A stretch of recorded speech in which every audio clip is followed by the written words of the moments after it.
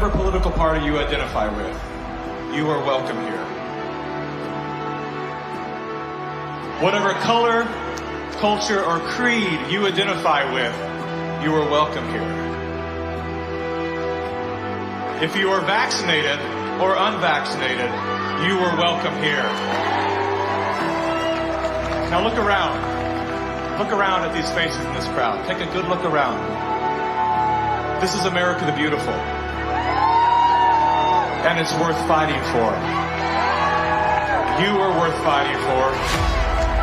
Your children are worth fighting for. Our freedom is worth fighting for.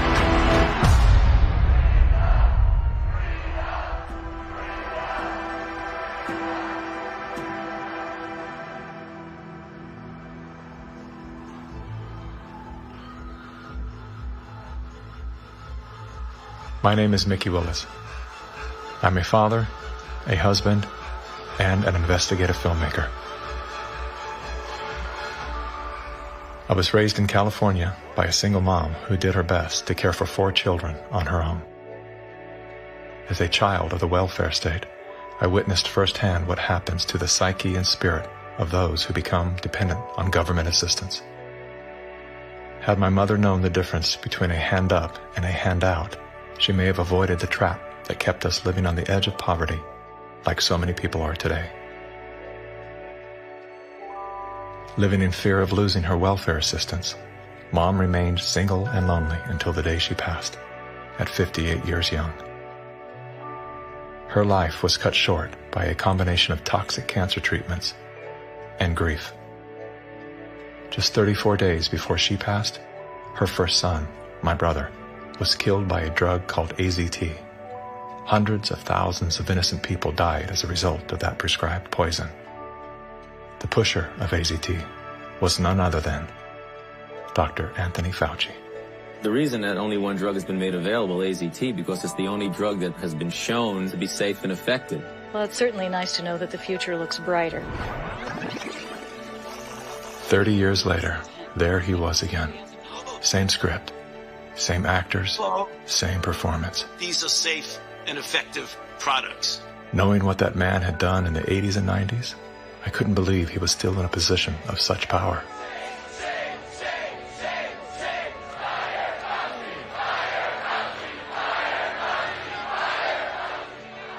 As the world descended into synchronized tyranny, I began to ask myself, how did they get everyone to go along with this? Feels so good. I know. Obsessed with finding the answer, I began studying every moment in recorded history where masses of people devolved into a state of self-destruction. Down that rabbit hole was where I discovered the work of G. Edward Griffin. Gentlemen, again let me say welcome to our home. Since the 1960s, Mr. Griffin has been warning the world of the communist plot to overtake America. Yes, I know. Communism. Mr. Gorbachev, tear down this wall. That thing we've all been told fell with the Berlin Wall. How do you measure such an astonishing moment in history? It was Napoleon who said, "History is a lie agreed upon." Ironically, there's no evidence that Napoleon ever said that.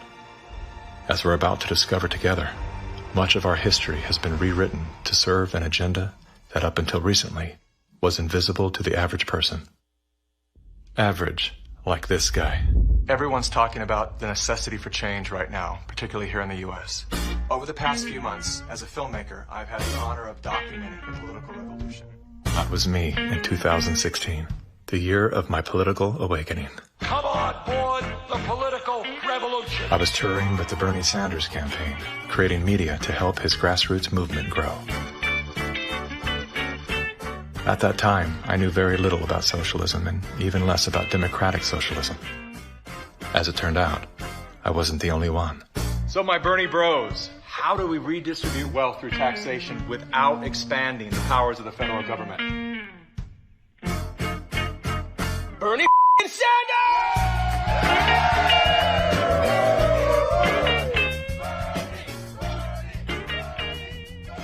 As confusion set in, I began turning my questions inward. Are they hypnotized? am I hypnotized? That question, that one simple question, activated some strange sort of faith healing. Suddenly, I could see. How did I not see this before? There were so many red flags. The only solution is communist revolution. The only solution is communist revolution. The only solution is communist revolution. That's right, we need communism. That's what we need.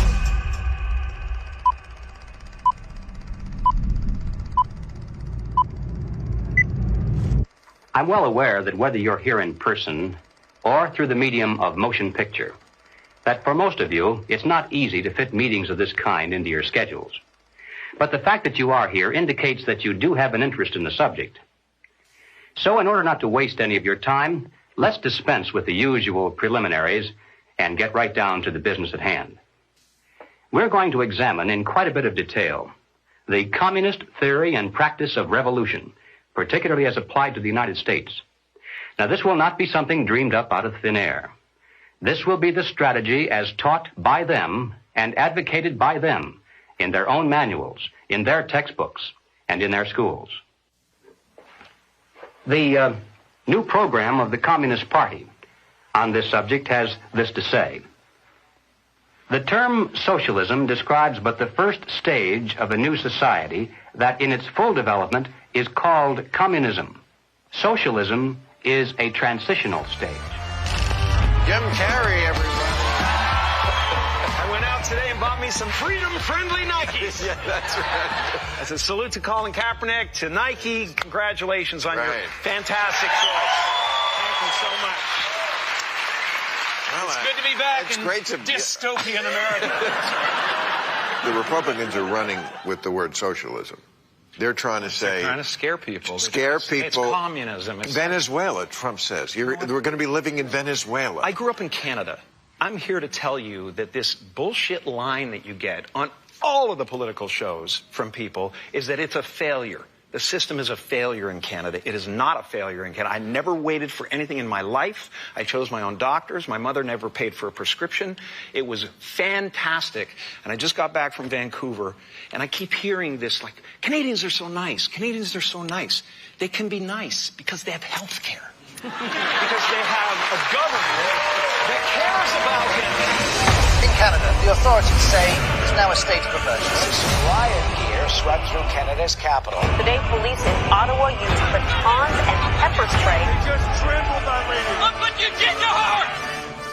Medical wait times in this country are longer than ever. The cost of living just keeps climbing. There's a socialist coup unfolding in Canada, and we taxpayers are funding it. In the recent years, a lot of Canadians have been watching their once well-regarded country become what some are even calling tyrannical. A country previously hailed as the most free and democratic in the world.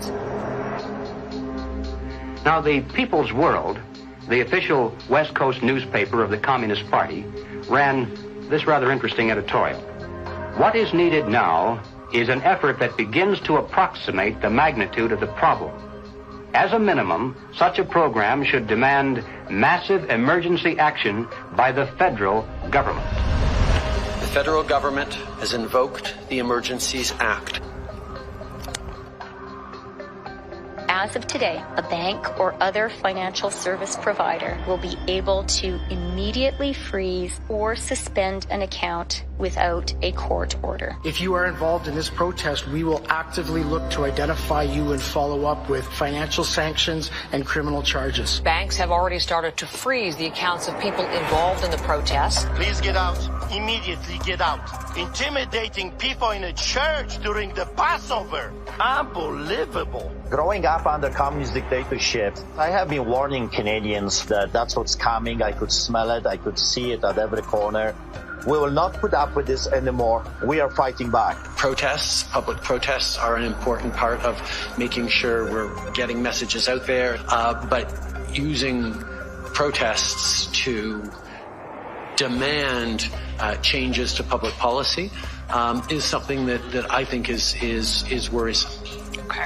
So here we have the Prime Minister of Canada saying that, yes, we have a highly functioning democracy and they have the right and freedom to protest. However, if those protests are used to demand change in government policy, then no. The small fringe minority who are holding unacceptable views that they're expressing.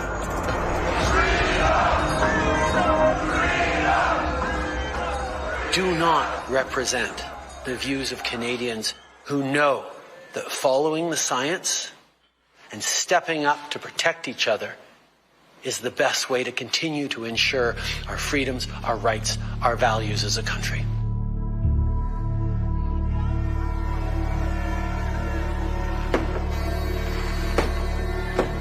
Liberal Prime Minister Justin Trudeau claims to be following the science, but Trudeau's science often comes in the form of this bizarre authoritarian technocracy. I think that Justin Trudeau stepped on the landmine when he weaponized the banking system in Canada against the truckers. Those peaceful trucker protests, their most violent act was honking their horns. And in retaliation, they had their access to their bank accounts, and anybody that supported them in any way had their access to bank accounts eliminated. And at that moment in time, we all came to realize what was really going down. Even with Sun TV watching for any slip, he was asked which country he most admired and referred to China. The level of admiration I actually have for China, because their basic dictatorship is allowing them. I applaud China for stepping up. I applaud Canada. You can tell what I'm thinking. A prime minister who openly admires the Chinese basic dictatorship, who tramples on fundamental rights by persecuting and criminalizing his own citizens as terrorists just because they dared to stand up to his perverted concept of democracy, should not be allowed to speak in this house at all. Mr. Trudeau, please spare us your presence. Thank you. Canadians know where I stand. This is a moment for responsible leaders to think carefully about where they stand and who they stand with. While Justin Trudeau makes a compelling case study, he is not the only dictator on the rise. Under the new rules provided by the COVID-19 emergency, many other elected leaders were empowered to show their true colors. Interesting how they all marched in perfect lockstep while chanting the same slogans. This pandemic has provided an opportunity. Here we are now with an economy in crisis, but with an incredible opportunity. It's certainly a major crisis, but it also offers us a unique opportunity. Unprecedented opportunity to rethink and reset. The great opportunity for reset. Opportunity for us to reset. For a reset. It's almost as if they all attended the same school of thought and studied under the same professor.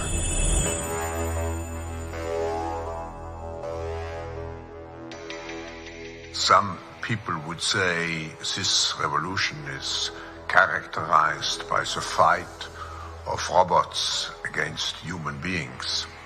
And we will win this fight. Professor Klaus Schwab was born in 1938 in Ravensburg, Germany, where Nazi crimes against humanity were committed. His father, Eugene Wilhelm Schwab, was the managing director of Escher Weiss Ravensburg, a company that used slave labor to manufacture weapons of war for the Third Reich. While Klaus's father was at the helm, the Nazi Party awarded Escher Weiss Ravensburg the title of National Socialist Model Company.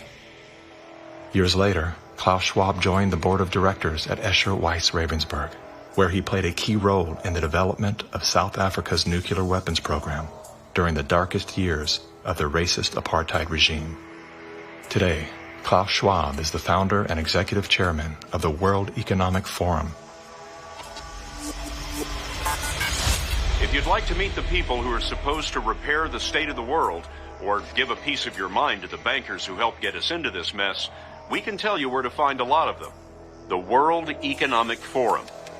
Founded in 1971, the World Economic Forum is an international private organization which receives billions of tax-free dollars from its members and their global enterprises. Every year, the WEF brings together its members with world leaders, big pharma executives, tech titans, Hollywood celebrities, media personalities, and internet influencers to meet in the secluded mountains of Davos, Switzerland. It is a tiny town folded into the Swiss Alps, a village where you could bump into Bill Clinton, Bill Gates, the head of Google, and the Queen of Jordan, all in one place. A lot of reporters cover the forum, but few get inside. It turns out there are two Davoses, one you see and one you don't. After hours, there are hundreds of private parties where deals are done. People who can't be seen together in public can meet here. Your Royal Highnesses, Excellencies, distinguished heads of state and government, the future is built by us, by a powerful community as you here in this room. Klaus Schwab, the founder of the WEF, is particularly upfront and even proud of his ability to shape and influence world politics. I created the community of global shapers as a means, as a force to shape our common future. And of course, their Global Young Leaders program is a grooming ground so that when they ultimately infiltrate cabinets, we penetrate the cabinets. They will likely tend to govern a certain way. Nobody will be safe if not everybody is vaccinated. The names and the countries he mentioned ended up being some of the most dystopian and authoritative during this pandemic. Names like Ms. Merkel, Vladimir Putin, and so on. Other names? Jacinda Ardern, Sebastian Kurz, Mauricio Macri, Mark Zuckerberg, Jack Ma, Gavin Newsom, Stéphane Bancel, Chelsea Clinton, Leonardo DiCaprio, Sanjay Gupta, Dr. Leana Wen, Alexander and Jonathan Soros, George Soros' sons, and several of the Rothschilds. And of course... Now who could represent such a world better than you, Prime Minister?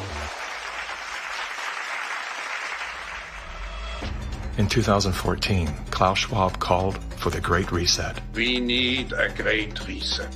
Which he positioned as the solution to the world's most urgent issues.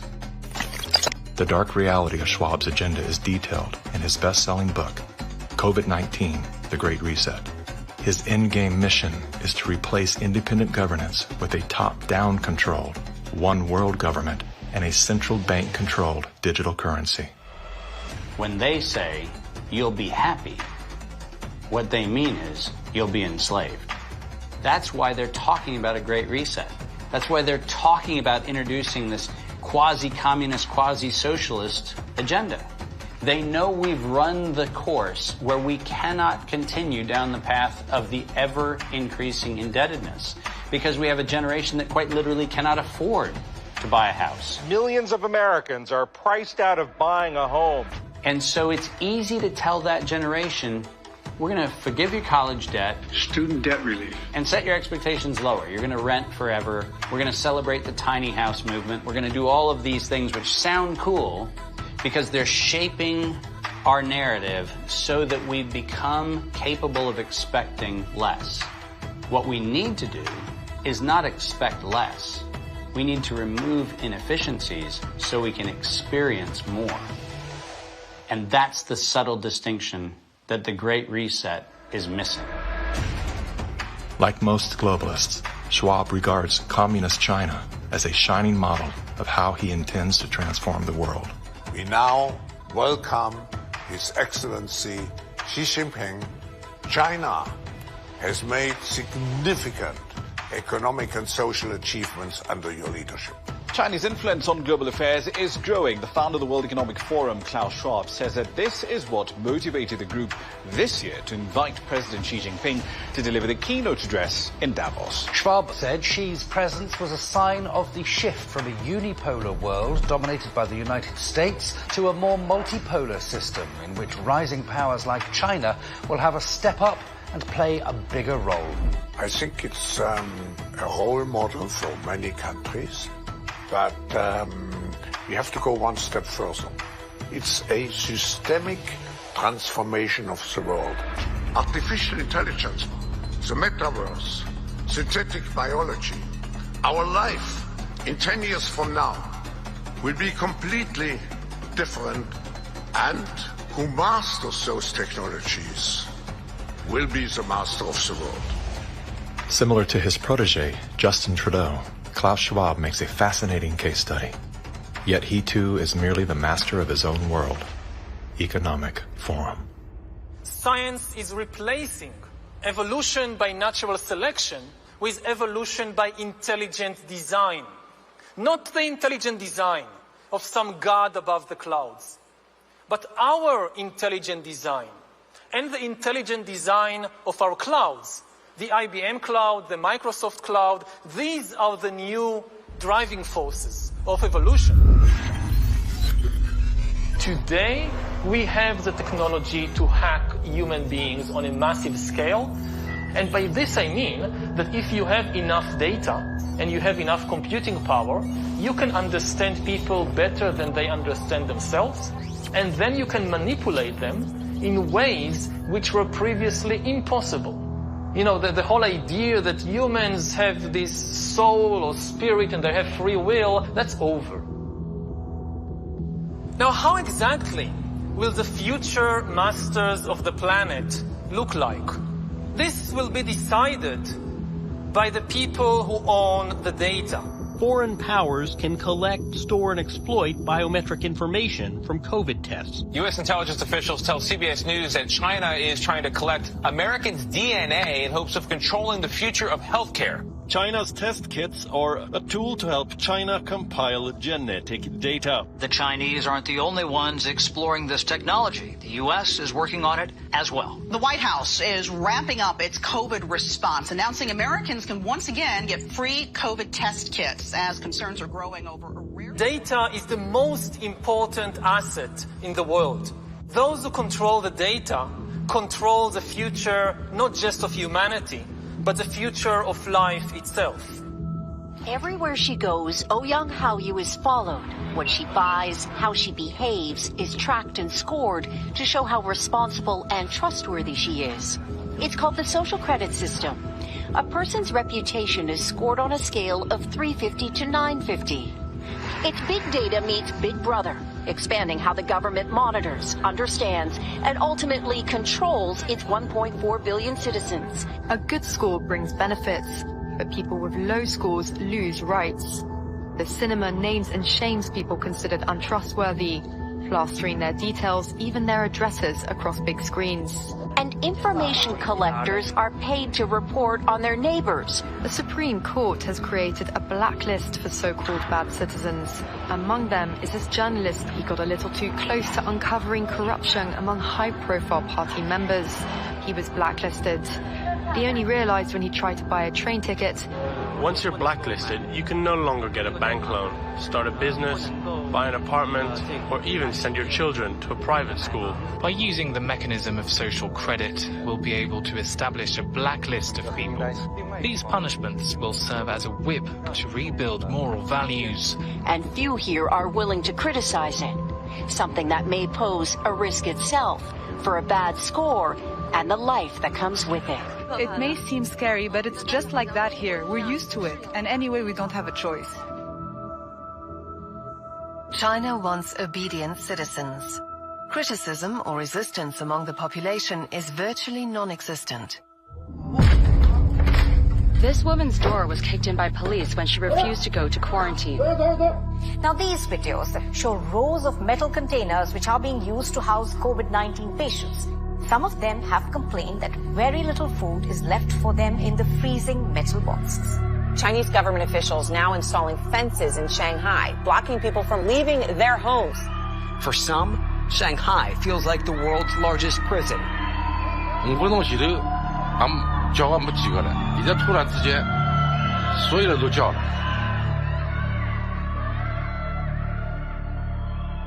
How does a handful of autocrats gain total control over a population of 1.4 billion? I have 2 master degrees, one in clinical psychology, one in statistics. And at the beginning of the crisis, I started to study the statistics a little bit. The initial mathematical models and the initial statistics all had dramatically overrated the dangerousness of the virus. That was the moment when I started to think how it was possible that an entire society and an entire population was in the grip of a narrative which in many respects was blatantly wrong. After a few months it became clear to me that the only mechanism that could explain what was happening in society was what is usually referred to as mass formation.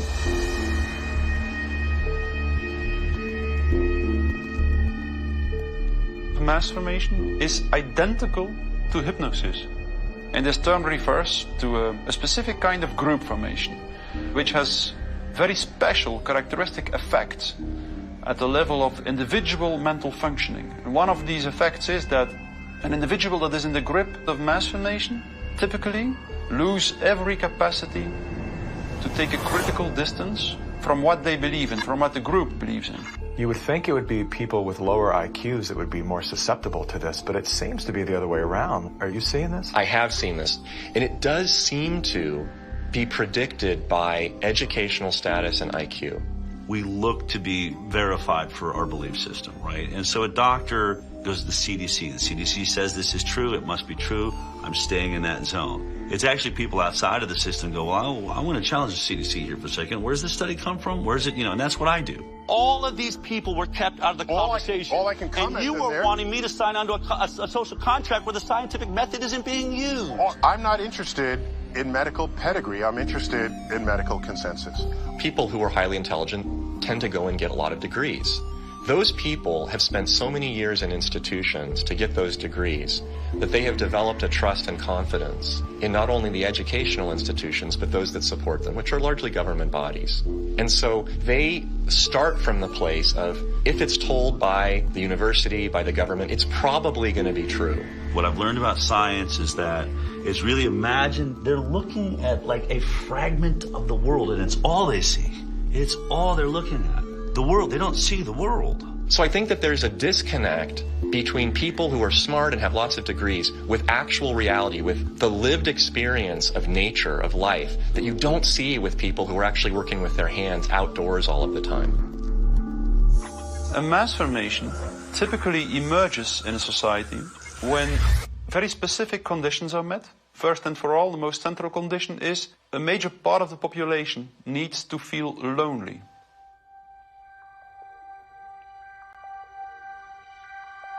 Doctors say the very rules to keep people safe from the virus are doing great damage when it comes to anxiety, depression, and even suicide.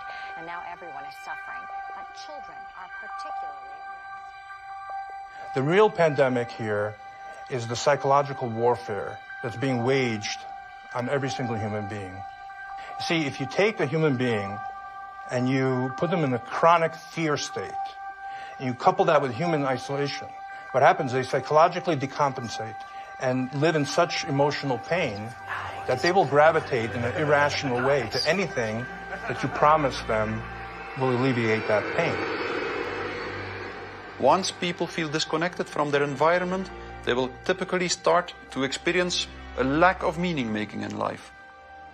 And under these conditions, if a narrative is distributed through the mass media, indicating an object of anxiety, and a strategy to deal with this object of anxiety, they suddenly, connect to one small object of fear, for instance, the coronavirus, and afterwards, people don't feel lonely anymore. They feel connected again. Let me hear it if you have the Pfizer vaccine. Let me hear it from Moderna, AstraZeneca. Let's hear it from the anti-vaxxers.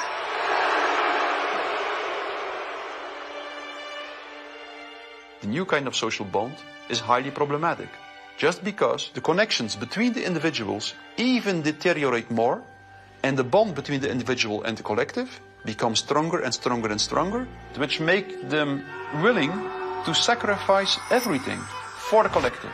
Its health, its wealth, the future of its children, everything. Something else that is really characteristic of individuals in mass formation is that they become radically intolerant for dissonant voices.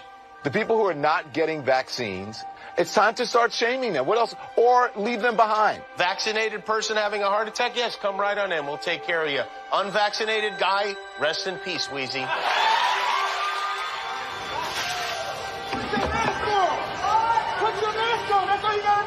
have to stop coddling the morons who will not get the shot. Get away from me, Put it on. Does it bother anybody else that she doesn't have to wear a mask that we all do? When are we going to stop putting up with the idiots in this country? You're a schmuck for not wearing a mask. And just say it's mandatory to get vaccinated. Screw your freedom.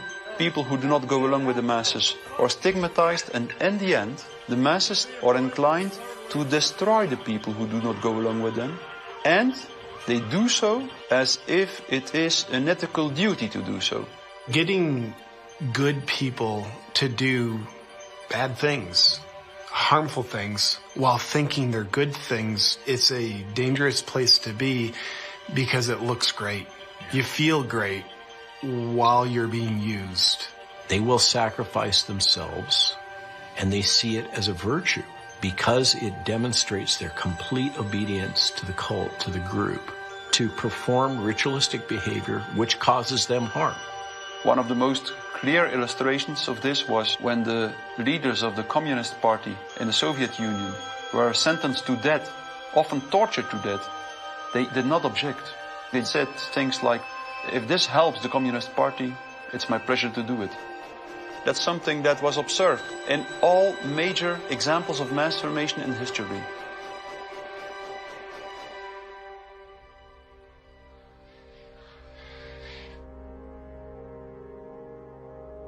I was born in Communist China 2 years before Mao started his Cultural Revolution. So we had to be indoctrinated and chanting slogans and holding Chairman Mao's little red books to say, long live Chairman Mao, long live Communist Party. Inspired by Soviet Union dictators Vladimir Lenin and Joseph Stalin, China's communist leader, Mao Zedong, borrowed from the playbook of the Russian Revolution. To fight anti-communist forces, Lenin organized a military branch of his Communist Party, known as the Red Army. Following suit, Mao branded his army the Red Guards. However, Mao's soldiers were not enlisted from his military. His Red Guards were made up of high school and university students. So he used young people to start Cultural Revolution, to top down statues, burning old buildings, and demonize all religions, going after all dissident voices, and to turn all the Chinese against each other, family turn on each other, neighbors turn on each other. Chairman Mao, as he was known, was deeply influenced by Lenin's ideas on Marxism and revolution, and often praised Stalin as a great leader. He started his Great Leap Forward campaign in the 50s and killed 2 million landlord owners. 40 million to 60 million people estimated starving to death. The people were trading their children's dead bodies to eat, to survive. Cannibalism was everywhere. Through war, torture, execution, and famine, Chairman Mao caused the death of 80 million innocent people, making him the deadliest dictator of all time. China shaved the heads of women, put them all in unattractive asexual clothes, did the same thing for the men. This technique has been used in the 20th century by every totalitarian regime. The Mao wanted to create a genderless society. That's why girls like me cannot wear beautiful clothes and cannot do makeup. We have to just look like boys, unisex, no gender. They asexualize the population so that there's no more desire, no more bipolarity of male and female. Everybody looks like an automaton. And then what do? Rather than turning towards one another, they turn towards the state. So the only thing left for me, a child, to believe in is communism. And Mao was the new God.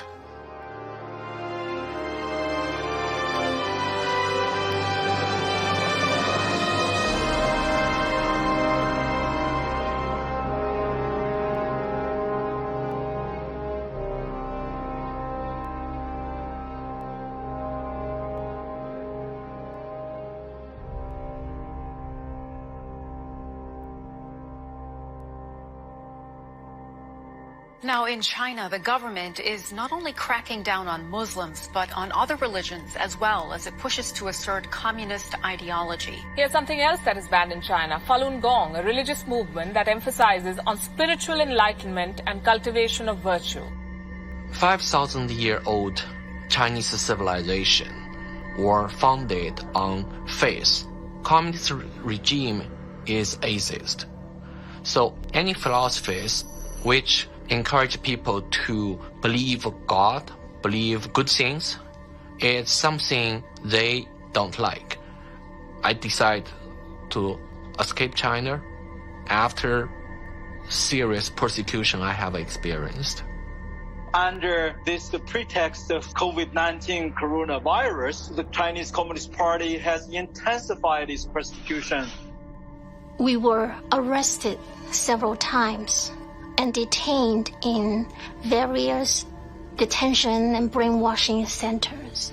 Over the past few years, a vast network of camps has been built across Xinjiang. A series of classified bulletins show how easy it is to be singled out by the Chinese government for education and training. The U.S. Defense Department says as many as 3 million are being forcibly detained in re-education and forced labor camps. China calls them thought transformation camps built to prevent extremism from spreading, but reports indicate they're more like prisons.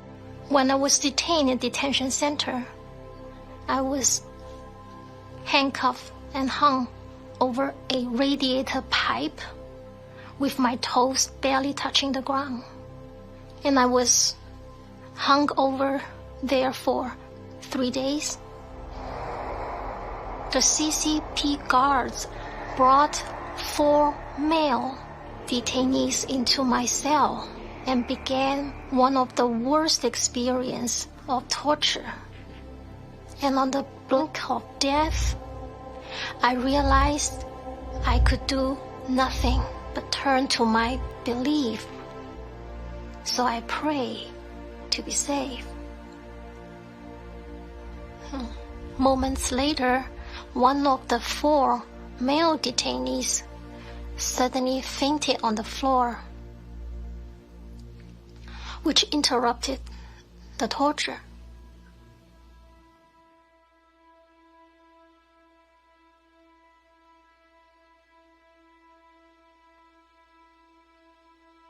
I left China because my parents were heavily persecuted for their practice of Falun Gong. From age 1 to age 5, my grandparents were taking care of me because my parents, they were always inside some dark cells being tortured.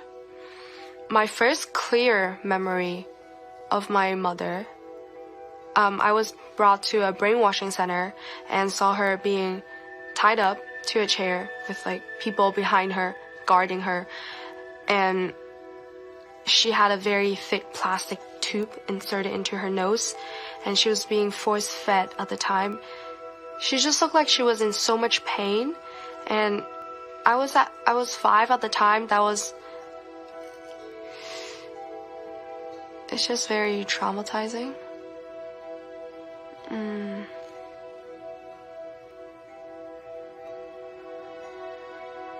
My school principal actually came to me several times and told me not to be a part of my parents and to report any activity that my parents would do. They're instilling all the lies and hatred into the younger generation. The young people are used today to do the American Cultural Revolution, to turn the kids basically not to trust their parents anymore. And say, oh, my parents don't understand me, I'm confused, I need to turn to my teachers, turn to other authority figures. Look at the Cultural Revolution to say how many similarities are there.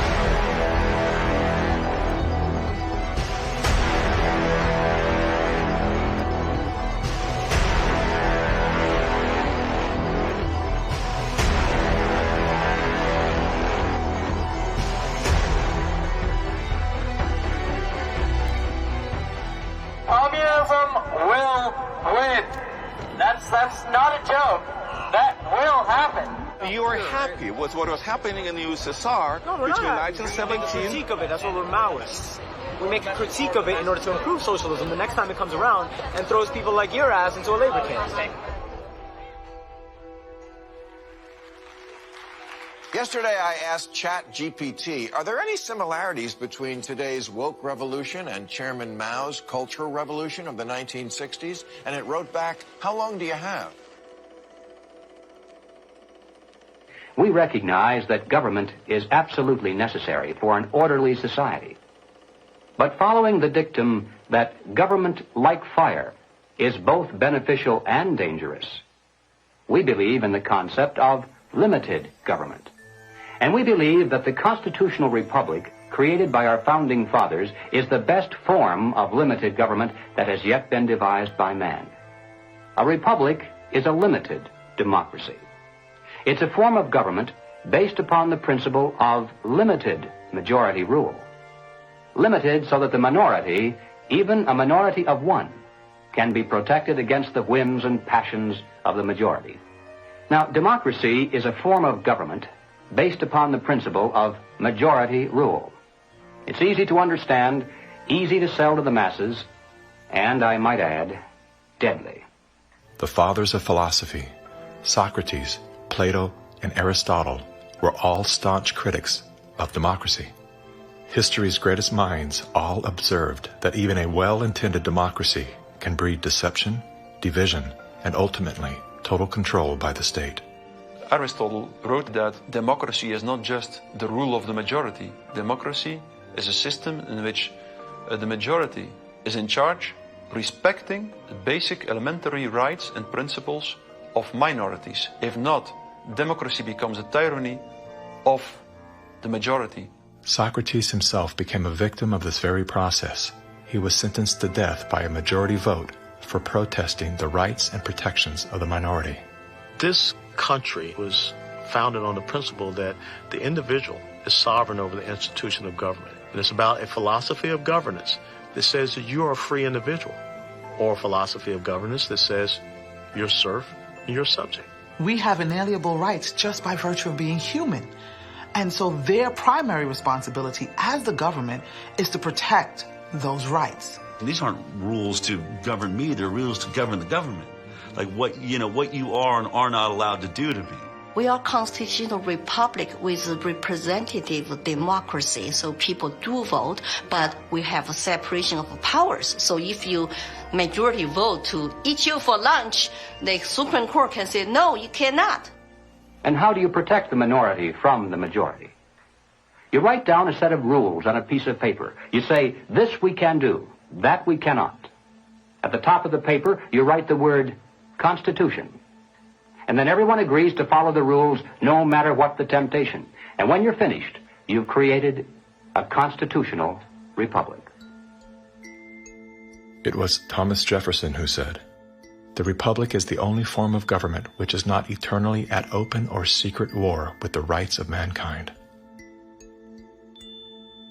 Now, we hear a lot of talk today about right-wingers, left-wingers, extremists, and moderates. The political spectrum concept, if it has any meaning at all, is a measurement scale showing all the variations in government. Now, the extremists at the zero end would be those who advocate no government at all, the anarchists. The extremists at the other end would be those who advocate total government. And who are they? Well, the communists, of course. But also the Nazis, the fascists. No matter what they may call themselves, if they advocate total government control over the people, they are all, by definition, totalitarians. The debate is not between conservatives and liberals. It goes back in history long before those words were ever invented. The opposing points of view properly are identified as individualism versus collectivism. The individualist believes that the rights of the individual must not be obliterated by the desires of the collective or the group. The collectivist, on the other hand, believes that the group is more important than the single person within it, and that the individual must be sacrificed if necessary for the greater good of the greater number. The individualists believe that every man has a personal and direct responsibility to provide first for himself, next for his family, and then for those outside his family who may be in need. The collectivist, on the other hand, declares that the individual is not personally responsible for charity, for raising his own children, providing for his aging parents, or even providing for himself, for that matter. This is a group function of the state, of government itself. Everything we talk about, socialism, communism, globalism, and Nazism, guess what? It's all collective society. Collectivism on an international level is essentially known as globalism, which is often promoted as a framework for unity and sustainability. Under the guise of philanthropy, the leaders of the globalist movement leverage every possible crisis to advance their plan to replace national sovereignty with a one-world government. We are confronted with so many crises simultaneously. What does it need to master the future? It is the globalists who are behind the destructive new methods of control, like ESG, the acronym for Environmental, Social, Governance. Similar to China's social credit score, ESG is a ranking system that tracks a company or country's carbon footprint, as well as its commitment to diversity and inclusion. A low ESG score can lead to severe consequences, including reputational damage, legal and regulatory actions, and loss of investors and bank credit lines. Within the last decade, numerous nations and thousands of major brands have been coerced to adapt to the ESG program, and today, many of them are paying the price. In 2018, the World Economic Forum published an article on its website entitled, "How We Will Make Sri Lanka Rich by 2025. That article was removed once it became known that food prices in Sri Lanka had nearly doubled and that millions of their citizens were facing starvation. Now, what caused this? Farmers protested and asked the government to work with them on slowly improving farming practices to be more environmentally friendly rather than implementing harsh bans. But the government was more interested in maintaining a high ESG score with its creditors like BlackRock. As a result, food production dropped drastically, with farmers expecting crop losses of 85%. The country had to begin spending money on importing food when it was previously self-sufficient. Sri Lanka is a cautionary tale. What's happening there could be a foreshadowing of what's in store for us if we don't take heed and learn some lessons. The Dutch government was one of the first to sign on to the ESG system.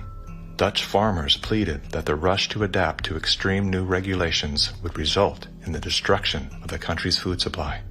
The Netherlands is the second largest agriculture exporter in the world, earning the title of the tiny country that feeds the world.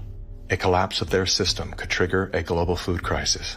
Yet, the Netherlands Prime Minister continued to persecute Dutch farmers until they were forced to revolt. Where do you find still such a prime minister in the world? You find it in the Netherlands, and it's Mark Rutte.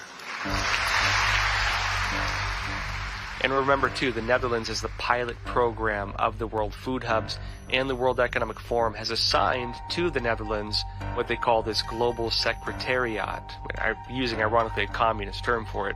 Klaus Schwab's golden pin-up boy, Prime Minister Mark Rutte, is busy fulfilling the agenda of the World Economic Forum's Great Reset by turfing farmers off their own land. Perhaps the most important lesson I've learned in my years as Prime Minister of one of the world's most outward-looking trading countries is that national interests are often best served by international cooperation. Schwab has sold this idea because they're up against the wall. Okay, you have all these governments that are basically broke. So what will happen is if they defaulted, then all the people have lost their pensions, they've counted on it, and they're going to be storming their palaces with pitchforks. Schwab has sold the idea that, well, we go towards Marxism and you can still retain power. None of these net zero climate schemes work without massively disrupting or even destroying the lives of the little people. If you think about what created wealthy people wealthy throughout the many years of our human history, was the ownership of land. And you have governments right now that are looking to take ownership of real estate, and it's happening everywhere. And you have this movement of individuals kind of going like, hey, like people should never profit off of real estate. And unfortunately, that ideology is what the government is using to take control. If we look at data from 2001 to 2015, there is a slow and steady trend towards more corporations owning single-family homes, apartments, office spaces, and less individuals actually owning real estate. Blackstone Group actually recently raised a record of $50 billion to take homes from American families. During the pandemic, when all people were ordered to lock down indoors, why did governments around the world make exceptions for mass protests? We've all heard the term fire sale. In this case, it's not a metaphor.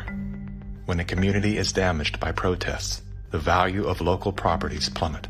Investors then gobble up the devalued real estate for pennies on the dollar. In many cases, the leaders of the decimated communities receive kickbacks for allowing this transfer of wealth. Big companies and investment firms swooping in and buying up some of the only affordable homes in your neighborhood. The more you have individuals not own their own home, the more you have individuals not financially independent, creates more dependence on big financial corporations that profit off of mass people. So we are going towards a world where the people are owning nothing. I always say, like, if we don't own anything, well, who does? Bill Gates, business magnate, software developer, philanthropist, nation's largest farmland owner. Gates owns nearly 270,000. It's a reinstitution of Marxism where, communism owned all the property. In his Communist Manifesto, Karl Marx wrote, "The theory of communism may be summed up in a single sentence: abolition of private property." Karl Marx was a German philosopher and social theorist who lived in the 1800s. He is the co-author of the Communist Manifesto, which has been referred to as the Bible of Communism. His theories of class conflict and dialectical materialism were instrumental in shaping socialist and communist movements worldwide. Joseph Stalin, Vladimir Lenin, Leon Trotsky, Mao Zedong, Che Guevara, Fidel Castro, Kim Jong-un, Hugo Chavez, Nicolas Maduro, and many other communist revolutionaries have cited Marxism as the foundation of their political ideologies. Marx rejected all concepts of God, as well as the traditional family. According to members of his own family, Marx was emotionally, verbally, and physically abusive. His wife, Jenny, was plagued by depression, which was compounded by Karl's adulterous impulses and his inability to provide for his children. Despite his privileged upbringing and formal education, Karl Marx was often unwilling to work and instead relied on the financial support of friends and family.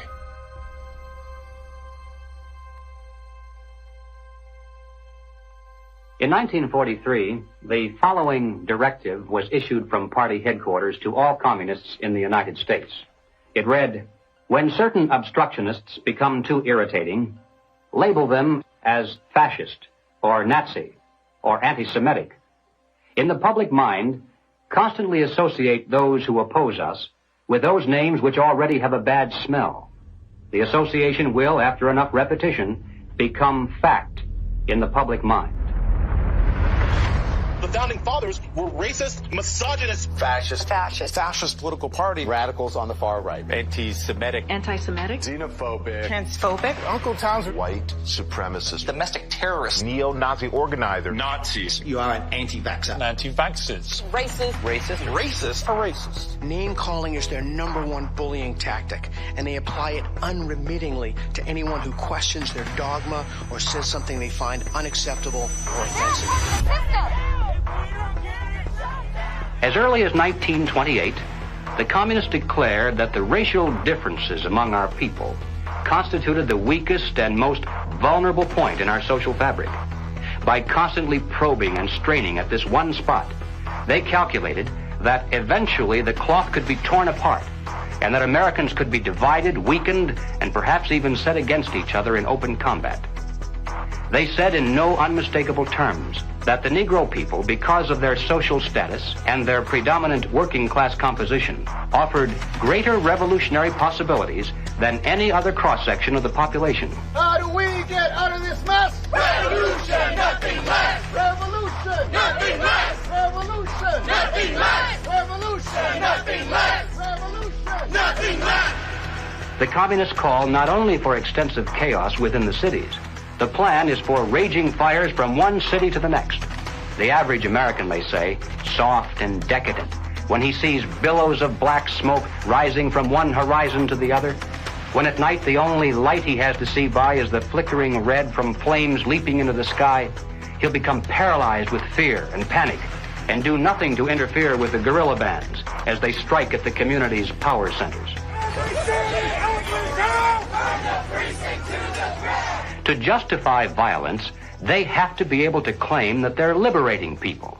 And if people are to be liberated, then it's necessary to go through the motions, at least, of pretending that they have a right to form a nation of their own. The Communist Party called for their liberation, to break away from the United States and to set up their own nation within our borders. Activists now control a barricaded area. It's been called an autonomous zone. They want it to be free of capitalism, state authority, and police.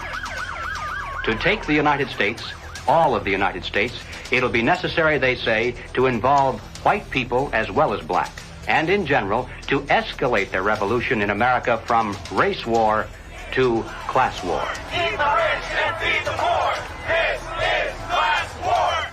Now, when they talk about pressure from above, they mean using their people and their influence within the very government marked for takeover to bring forward official recommendations for legislation. The recommendations, of course, are offered supposedly as solutions to national problems, but when passed into law, their only real effect is to vastly increase the power of government and to move the country that much closer toward the ultimate goal. The pressure from below, then, involves using their influence over the various mass membership organizations of the country to create the appearance of great popular support for these recommendations. Of course, the members of those organizations must never suspect that they're being used to promote the communist program. Now, the silent majority, the average person, is caught right in the middle. He looks above and sees highly respected spokesmen for government calling for socialist legislation. He looks below and sees mobs of demonstrators shouting for the same thing. He says to himself, has everyone gone crazy, or is it me? Now, he's still in the majority, of course, but he doesn't know it. He thinks he's helplessly outnumbered, and he bows to what he thinks is the democratic will of the majority. Here's an interesting thing I've noticed is even with a lot of these ideologies, right, with what people call these days, woke, if people were these horrible, awful, bigoted, racist, xenophobic, white, it wouldn't even work. The only reason it even works is because people are so compassionate that they, I want to make sure I use the right words and I say the right phrases. So you're actually weaponizing the fact that people are decent people, and you're taking that compassion and you're targeting it at, this is the group of people who you should be angry at. They weaponized human compassion.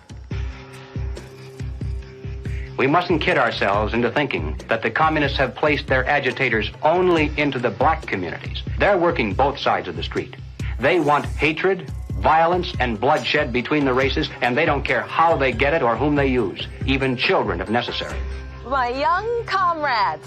Hi. This is my way of figuring out if you've been tainted by the patriarchy. Patriarchy? Oh! This looks creepy. It looks creepy. Why? There's just like this thing about white people that just makes me be like... Oh, looks like Donnie got a full cookie. Because he's a white man. Say it with me. Structural racism. Yeah! You may have wondered why the Communist Party has been a staunch supporter of the drive to place a black studies curriculum into our high schools and colleges. The reason becomes obvious the minute you take a look at the textbooks and the study guides. Schools are now radicalizing our kids. I mean, this is the volume of the book from Critical Race Theory, and it literally says here, whiteness is a bad deal, and it has a symbol of Satan. You gonna deliberately teach kids this white kid right here got it better than you because he white? You gonna purposely tell a white kid, the black people are all down and suppressed? How do I have 2 medical degrees if I'm sitting here oppressed? Not only is it in the schools, but it's in the workplace, it's throughout society. It's destroying this country. If this continues, we will look back and be responsible for the dismantling of the greatest country in the world by reverting to teaching hate and that race is a determining factor on where your destiny lies. Thank you. Sarasota School Board Chairwoman, what has been the worst of what you've had to deal with in terms of community or parental reaction? The calling of names, tyrant, Marxist, communist, and they want to move kids over to charter schools and private schools without the oversight of the state. And that's wrong. Education authorities in the United States are asking the government to use anti-terror laws and involve the FBI against parents who protest against the way their children are being taught. It identifies no fewer than 13 possible federal crimes, including making annoying phone calls. How about this one? They could be prosecuted for using the internet in a way that might cause emotional distress. Over the weekend, Democrats voted to ban gendered language in House rules. And that means no more terms like father or mother. Is the administration's official policy to replace the term woman with birthing people? Black birthing people. Black birthing people. Black and indigenous birthing people. You shifted in places from using the term mother to birthing people. Again, if we're trying to be precise in the language that's used. Mom's a pretty good word. I'm not a birth person. I'm a mother. Can you provide a definition for the word woman? Can I provide a definition? No. Yeah. I can't. You can't? Not in this context. So I'm not a biologist. The meaning of the word woman is so unclear and controversial that you can't give me a definition? Do you believe then that men can become pregnant and have abortions? Yes. Literally everything that was fought for women's rights is going straight down the drain. This environment that has been created and corrupted and manipulated does not respect women, does not respect children, does not respect men. It cares nothing for family. So that's why they have to attack mother and remove father, because she's going to protect that child, he's going to protect that woman, and they both are going to protect society. Good evening. Good evening. Thank you very much. Thank you for your service. When you talk about a parent-child relationship, you're talking about something primal that is in the heart of the liberal, not the Marxist, that's in the heart of the person who's conservative. And they're pushing the boundaries on something that they cannot control. Washington State is on track to lawfully take gender-dysphoric children away from parents who oppose transitioning treatment. That is against the Constitution. The only time a parent loses their rights is if there's an extreme circumstance. It's severing the bond between the parent and the child. What they're doing is they're dividing families to take control of the children. The biggest defense against communism is the nuclear family. In Chapter 2 of his Communist Manifesto, Karl Marx wrote, "Abolition of the family. The bourgeois family will vanish as a matter of course." We're here today to represent the millions of Black Americans who disagree with the Black Lives Matter movement. If you go to Black Lives Matter website, it says that we disrupt the nuclear family. That's my wife. This is our 4 children. Why would you disrupt the nuclear family? Because the real objective is to remove the family as a possible alternate source of guidance and support. All totalitarian regimes strive to destroy the close-knit family in order to remove any loyalties that might be higher than to the state itself. I have seen over the years in my practice a steady decline in the expression of healthy masculinity and healthy femininity. The separation between the male and the female is almost complete now. And it's due specifically to the ongoing attacks against masculinity and the degradation of femininity. And if our family structure is lost in the next generation, what do we have left? We're just a bunch of listless individuals living our lives out virtually behind a computer screen and following the orders of the government. Maybe it's because I came in the movement at 17 and a half, so I have just a knack for knowing how to organize young people. I was at our publications table today, and I was speaking to this young person, and he grabbed the book, and he said, it's like Mao's Red Book. And I was like, man, that's what I was thinking. And it was just really cool to hear him make that connection. I was like, how about you buy 10 to 15 of these books, and you all have like a youth organizing group where you talk about it and you really try to engage this. We need to build off of this.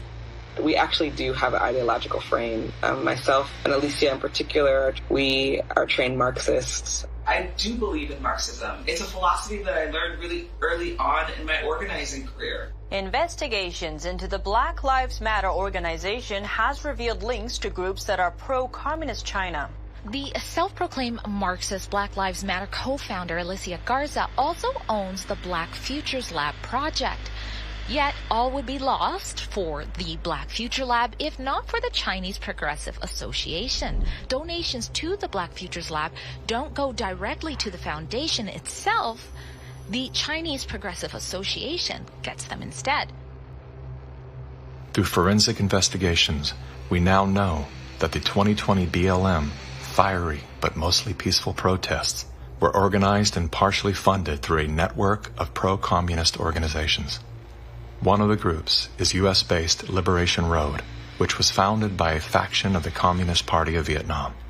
Liberation Road is allied with the new communist movement and has direct ties to the Chinese Communist Party.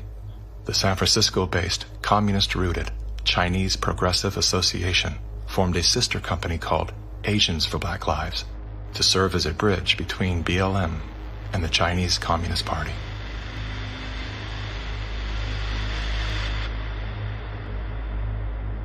I spent a lot of time with President Xi. He's deadly earnest about becoming the most significant, consequential nation in the world.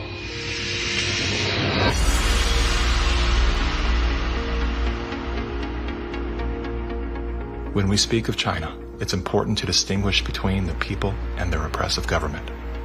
And while the Communist Party of China is undoubtedly America's greatest foreign adversary, it's crucial to recognize that the most urgent threat to the future of the United States resides within its own borders. We're so used to thinking in terms of the old-fashioned concepts of warfare, we fail to realize that the favorite weapons of communist conquest are instead propaganda. Do you know who the greatest propagator of disinformation in the history of the world is? The U.S. government. The slanted view of history. History has been written to tell us a certain story. The 1619 Project is trying to reframe that story. What these people are doing is subverting young black minds to think that the Revolutionary War was fought in order to preserve slavery. And it's based on something that simply isn't true. The tactics of internal subversion. I thought that America was racist. I thought it was patriarchal. I thought our capitalist society was just a means of exploiting people.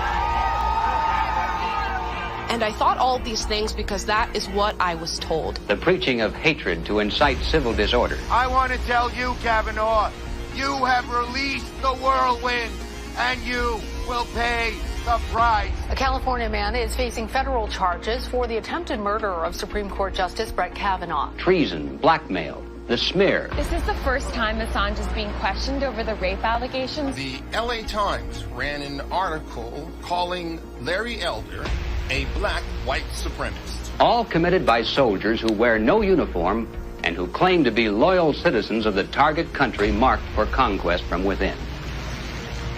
World War III that rages around us right now is a political war, an economic war, a psychological war, a spiritual war.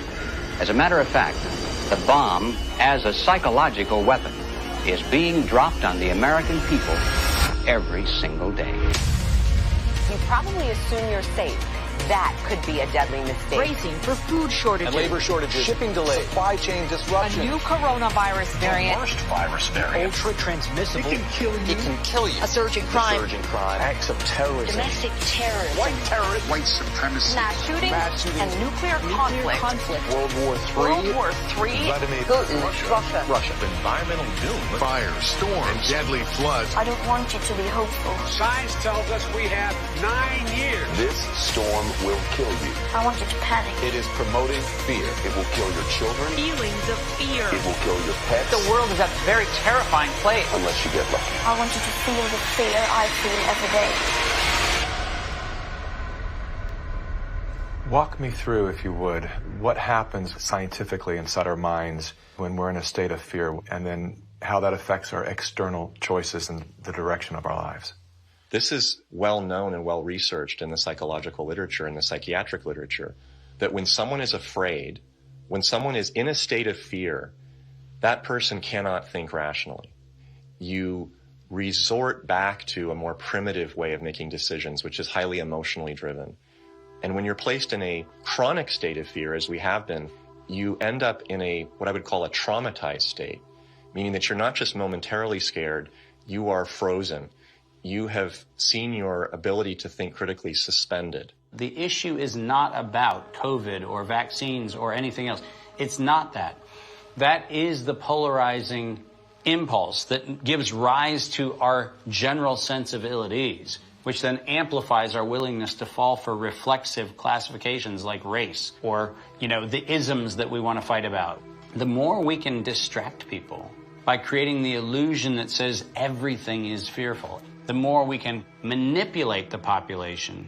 We were groomed for decades to be fearful, whether it was drop and cover. We must be ready all the time if the atomic bomb explodes. Duck and cover. To protect against the threat of nuclear annihilation, or more recently, the impending ecological collapse of our planet in 12 years that AOC and Greta Thunberg keep warning us about. The world is going to end in 12 years if we don't address climate change. How dare you? All of these fears are grounded to some degree in reality. They're not completely invented, but they are exaggerated so greatly that we cannot actually reason through them anymore. When people are afraid, they won't just accept authoritarianism, they'll demand it. They will demand it. Somebody do something. Somebody take charge and tell me what to do. Like, where do I stand? Where do I walk? What do we do? What are the rules? And again, people in power always use that, right? What do they say? Never let a good crisis go to waste. We can take this and we can now enact policies that normally we wouldn't be able to get away with. Maybe in a couple of decades, when people look back, the thing they will remember from the COVID crisis, this was the moment that we agreed to be surveyed all the time. And maybe even after the event is over, maybe we can still keep 30%. And over time, multiple crises, suddenly you have a government or an individual who has far more power than they're actually supposed to. The leaders of the mass, the people who pronounce a narrative in public space, usually are hypnotized themselves. They believe they need to reshape society to be able to deal with the challenges society faces. And they believe so fanatically in that ideology that they think it's justified to manipulate and cheat and to use all kinds of narratives to convince people to go along with that ideology. We're going to go visit Mom. I'm going to bring the home family to see Mom. No. We will shut you down. We will cite you. And if we need to, we will arrest you and we will take you to jail. You either get your tests done and make sure you're cleared, or we will keep you in a facility longer. It's going to be very hard for people to do a lot of normal life unless they can prove their vaccination status. Such as, you're not going to work in this particular agency or institution. You're not going to be able to go to this college or this university. Once we start doing that, you will see more and more people willingly get vaccinated.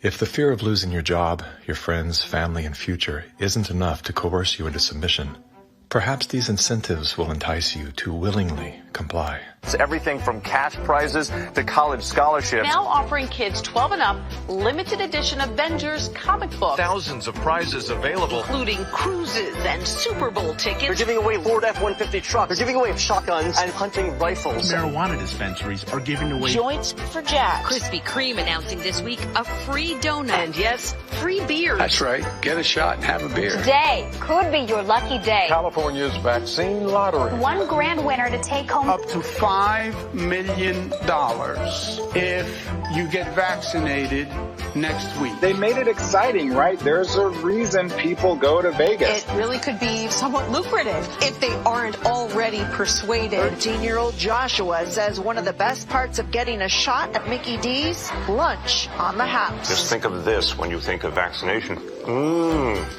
Vaccination. If you need luck with love, dating apps are offering incentives too. A Vienna brothel is providing COVID-19 vaccinations and giving those who take up the offer a 30-minute session with a, quote, lady of their choice. We have finally found the one thing that makes us all more attractive, a vaccination. To love one another, as Jesus said, get vaccinated, get boosted. Do you think that it's being posed as politics, but it's behaving like a religion? Because it's acting like a religion. Yeah. It's dogmatic, it's absolute, it's if you do not believe in it, you are condemned to hell. Maybe this is a new religion. God did answer our prayers. He made the smartest men and women, the scientists, the doctors, the researchers. He made them come up with a vaccine. That is from God to us. And we must say, thank you, God. Thank you.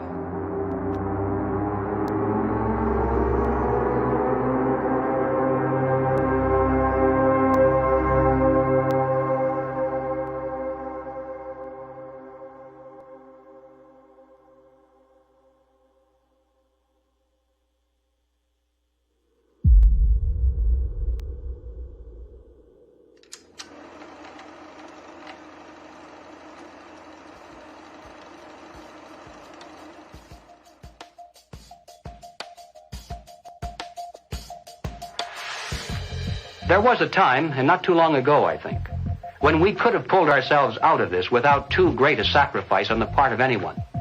But we didn't. Instead, we slept. Everywhere I look, I see men and women who know that communists are making headway in this country. They know that something must be done and that someone must stand up to them. But they themselves do nothing.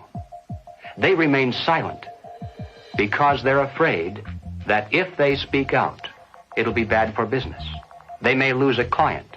They may even lose their jobs. Or perhaps they're receiving a regular government check and already are too dependent upon some of the very people and programs they know they should oppose. We have now passed the point of painless solutions and parlor patriotism. Well, all right, so what do we do about it? What are the countermeasures that need to be taken? And where do we begin? Before we finally win this battle, and I should hasten to say that there's no doubt in my mind that we're going to win. I'm increasingly convinced of this. But before we finally do see victory, we must carry the truth to every man, woman, and child in America. I have no idea of what each of you is going to do in the critical days that lie ahead. It may be much, it may be little, it may be nothing at all. I don't know. Only you can answer that question. But ladies and gentlemen, whatever it is you decide to do for your country, do it soon. Do it now. Every minute that you delay further will add dearly to the price of ultimate victory. Mr. Griffin, that was over 50 years ago. Where are we now? Hearing that phrase after all these years is kind of a shocker because I didn't realize really at the time how accurate it was going to be. But we're in the middle of it now, and so the ultimate victory is still ahead of us. How did you know way back then what would be happening today? It's a long story, of course, but I did take a fascinating tour of the Communist Bookstore in Los Angeles when I was very, very young. I was working for an insurance company. I was Mr. Corporate America, you know. That was the period when the hippie, image was pretty popular, and a lot of these guys in that bookstore were in that uniform. And I think they felt I was a potential recruit, Yes, we've always been quite willing to talk about We'll talk about socialism anywhere, in the streets or in the Senate, anywhere, They're a communist faction making a big power play for SDS. Is there any communists back here? I guess there is. Yes, they are communists, and yet our nation seems unconcerned. Many newspapers, television commentators, and educators call these young revolutionaries dissidents. But are these voices of mere dissent, of mere student unrest, or of sedition and revolution? They invited me to come to their study groups, they called them. They were really the recruiting funnel, you know. And I didn't have to pretend to be interested because I was interested. I wanted to see what these guys were up to. And of course, the more I read, the more I realized that these guys were deadly serious. And so my crusader gene said, hey, buddy, you better stop worrying about the corporate ladder and making money and looking good and start doing something about it. And I'm glad I did, because after that point, my life had a meaning. It had a purpose more than just self-centered. Who are some of the key figures behind this agenda? I'm not sure we can name names. We know that there are layers and layers of control and influence, sort of pyramidal in form. At the bottom level, of course, it's just all the common people. Most of them don't even know what's going on. It used to be that an invader could come in with a superior army, and people resent it, but they obey because if they don't, they get killed. Now, if they want to conquer people in this environment, they have to do it through the mind. And of course, today, after all the technology that we have, and the control over the communications and the images and the school system and the media, they have absolute control over the funnel of information that comes to the average person. And the average person, if they're not aware that there's a real war going on for their mind, they will be helpless. And as long as people are on the edge of fear, they're willing to give up their liberties and pay lots and lots in taxes. A tax on carbon. And as I passed through that idea that, in my view, the enemy is in a category called collectivism. And that's the word that applies to all of these things: socialism, communism, fascism, Nazism. All of these things are merely variants of collectivism. That is the philosophy based on the assumption that the group is more important than the individual, and that the individual must be sacrificed if necessary for the greater good of the greater number. That's the trick. You're doing this for society. Obviously, you don't like to tell people what to do, but sometimes for the good of society, that's necessary. We have to start doing things for the greater good of society, and not for idiots who think that they can do their own research. But it's not about me and my rights to choose. It's about how I love my neighbor. You are not doing this for yourself. If you are at all like me, your own health, your own risk is not a big rational driver of all of your actions. They trick us into thinking that if you act in your own self-interest, that somehow you are selfish. And nothing could be further from the truth. Those of us who've discovered this trick long ago, we realize that enlightened self-interest comes into play. If you are acting out of self-interest, you soon discover that the best way to benefit yourself is to help other people. It does come back. The question is, how do we turn the ship around? I think that the path to political hell in America has been voting for the lesser of two evils. They create conflict because conflict creates fear and confusion, and out of that chaos, people are not too analytical. They'll just struggle for some quick answer, which is who you're going to vote for. That's usually the answer that's offered to them. They think that if you just vote for somebody, the right person, everything will go away. You cannot wait until there's a list of candidates that's published and you say, which one am I going to choose? You know, by that time the game is over. All those candidates have been selected before you were even aware. You've got to get into politics at the local level so you have some influence in which candidates are selected. And that starts at the grassroots level. You don't come in at the top, you come in at the bottom. If we do that job, we will influence both political parties just like our opponents do now. There is actually a way forward and a way out, but it's going to require work, and it's also going to require that we acknowledge that we have wronged ourselves, that we are part of this problem. It's not the government that caused this. The government facilitated it. What caused it was our being asleep at the wheel. Without taking accountability, we cannot move forward. The masses of humanity have been slapped awake in a very short period of time, to where now it has created a domino effect of awareness all across the planet. People cannot go back into the matrix now. They can't. A lot of people are trying to, and they can't. We have the right as citizens in this country to abolish government and create a new one. And that is the authority that has been given to us. It is written in our documents. the Declaration of Independence, the Constitution of the United States, the Declaration of Human Rights. We have indelible rights, and the basis of those rights are our freedoms. And if we don't have that, we don't have life. And so we have to awaken, we have to arise, we have to fight. The natural rights of every individual is life, liberty, and property, and establishing a country on a premise that had never been established before, that the individual is sovereign because their rights are endowed to them by a sovereign God. This which has happened can only be described as divine, which is why we're the nation. Our ideology, our way of life is always under this relentless attack that we have defeated over and over again, and we will defeat it this time.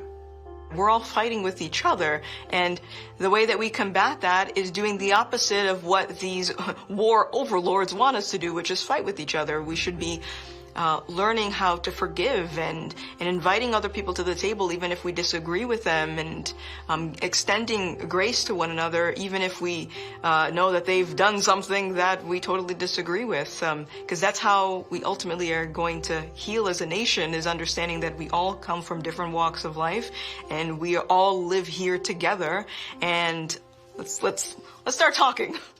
The only real problem that's existed in the world is division. It's that people are not getting in rooms, willing to speak with one another, see each other's hearts, and get to know, hey, what do you believe? What do I believe? And is there a way we can actually work together to solve these problems? And I'm willing to bet that most of the Gen Zers would say yes. That's what we do right now, and that's why I'm glad we're at the age that we are, because we can be leaders of that conversation. When I started to realize, like, wow, freedom's a polarizing concept for some reason. Thought this was America. Is this America? It is? Okay. World's different than I thought. So my fear was, I could lose everything. I could lose my audience. I could lose my business. But I knew, especially having a son come into the world, I am imprinting something on his beautiful, innocent, fragile psyche and heart. I'm imprinting the man that I am, or I'm imprinting a hollow shell of the man that I refuse to be. And I knew in that moment, I'm willing to risk losing everything to do that. I would rather pick up cans on the side of the highway to feed my family than to live out of alignment with my truth and betray my son. Just say no. Rise up in a nonviolent way. They can't imprison everyone. They can't fire everyone. But they can fire individuals that are separated and don't work together and give in to the fear. And don't sacrifice your future for a few conveniences now in the present. You should sacrifice maybe the present conveniences so that you can have a future.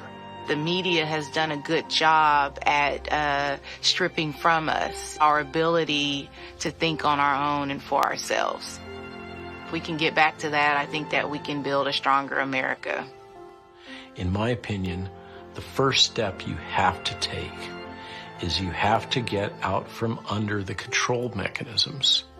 And that means blow up your TV, don't listen to the fear porn, and set yourself free of debt, which is what controls you and controls everything around you. It is the weapon that is used. The most important thing is always that the dissonant voices continue to speak out, and, also extremely important, that they don't start to form a mass or a crowd themselves. Because that happens very easily as well. Happens very easily. Once a large-scale mass formation starts, the people who do not go along with them feel threatened, and they can start to form a mass themselves. So it's extremely important not to form a mass ourselves. That means to form a group, a coherent group, and that what unifies this group should in the first place be the fact that everybody who belongs to the group can have his own opinion and can speak in his own way. What matters most to you?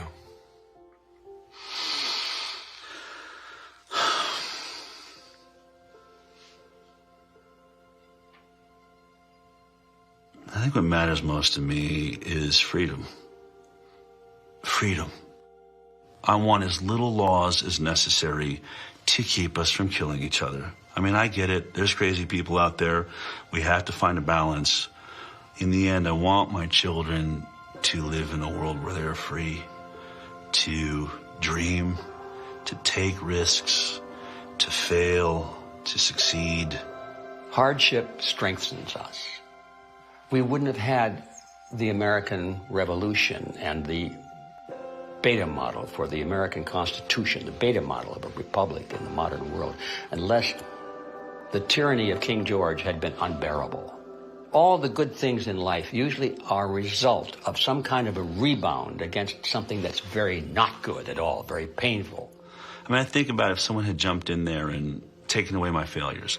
I can't do what I'm doing now if someone had kept me from really hurting, really learning lessons that were hard to learn so that I would never make that mistake again.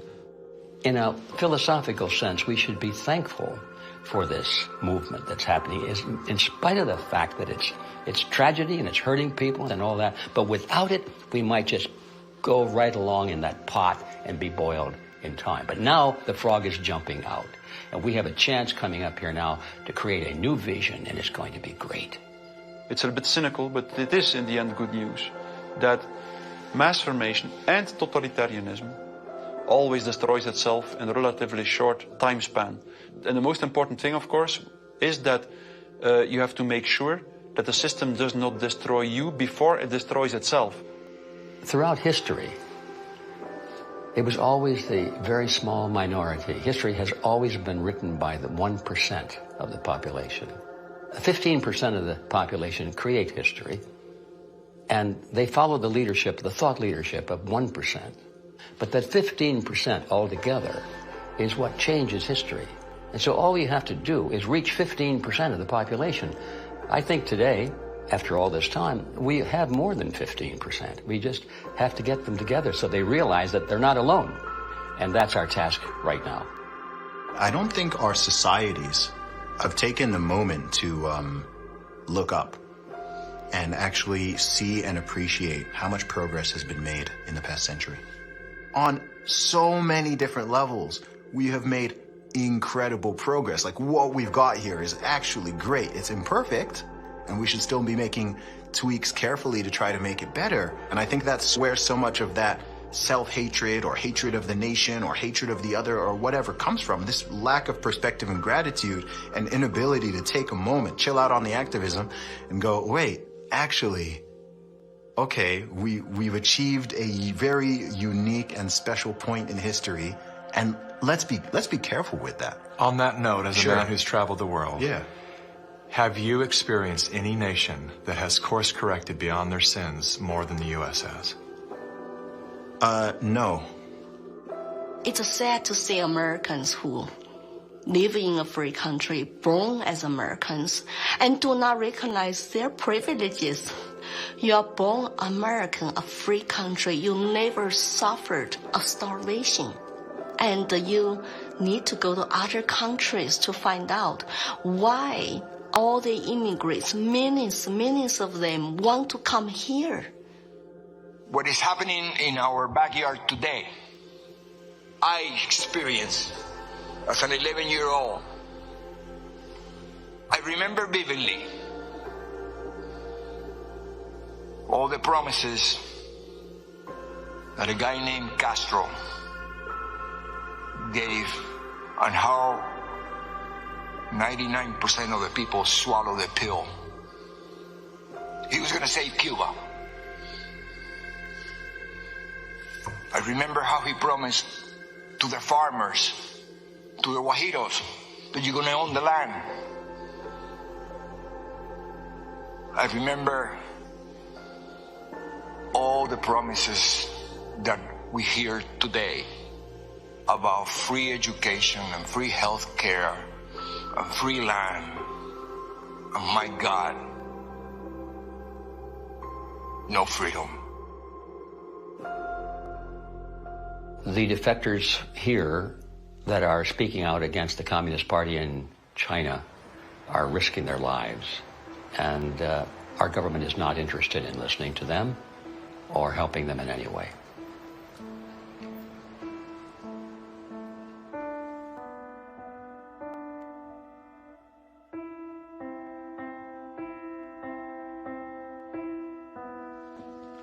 I have been in America for 10 years. I saw a lot of Americans with wonderful hearts. America is a beacon of freedom. I'm happy living in this land to practice my religion and to have a peaceful life. That's my hope. America is last stand on earth for freedom. If we lose this country, the world will be a very dark place. I have 3 children in this country. I want to protect their American dream.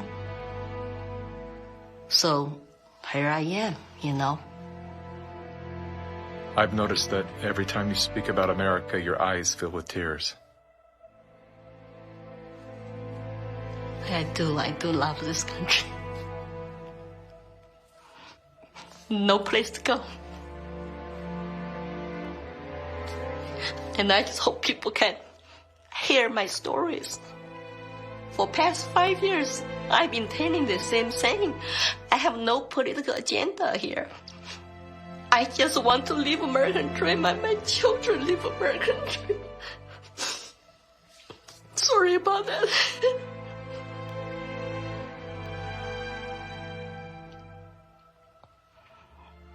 It's time to ask questions.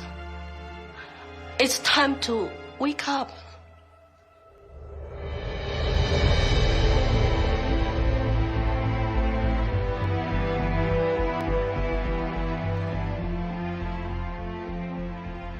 We've been brought together in this moment to face the urgent choice between dehumanization and rehumanization. Dehumanization requires us to do nothing. Nothing other than to allow that process to continue to the point of no return. Rehumanization, on the other hand, requires action. One action. To remember. To remember what we knew as children, when everything was possible, before our attention was captured, before the conditioning set in, before our nature was denied. There's nothing new we have to learn. All we have to do is to remember. And then take the hand of that memory and go out and stand on ground. Not concrete, not asphalt. Stand on ground and see if you can feel the heartbeat of a universe that conspired to give you life, so that you once again can feel the joy of being completely human.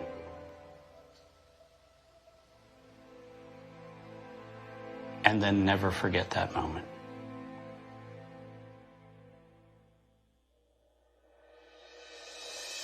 This is the moment for us to activate our innate ability to create solutions.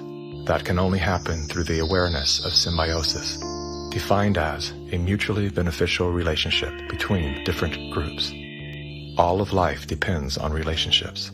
Every living thing is in communication, from the stars to the planets, the earth, the plants, the elements, the insects, the animals, the humans, and every cell within us. Real change out there begins with real change inside. As Americans today, we are truly a privileged people in a privileged land. But with our blessings come responsibilities, and with responsibilities come risks. The challenge of our time is that we must accept both the responsibilities of our blessings and the risks involved in defending them for ourselves and for future generations. And we must do this without hesitation if we are to be worthy benefactors of that precious heritage of freedom passed on to us through the epic sacrifices of those who have gone before. Now, that is not flag waving, and it is not cliched patriotism. That's a simple statement of the obligations of citizenship in this glorious land, our land, which with God's help we shall preserve.